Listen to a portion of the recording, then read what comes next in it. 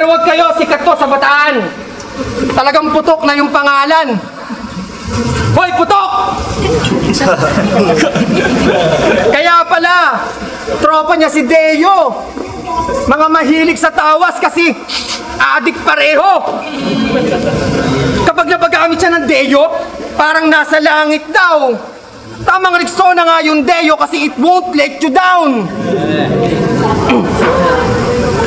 Bago yung laban niya kay Zaki, sabi niya sa interview, patayon yung magiging laban namin. 1 words lang. Patayan. 1 words. Ang smarts mo doon. Dapat di ka na lang nag-talk. Tinext mo na lang.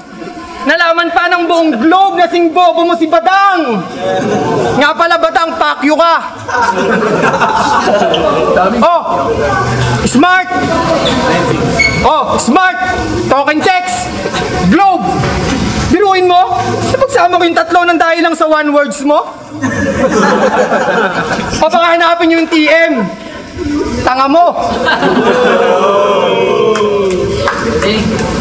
Tapos, sabi niya rin kay Zaki.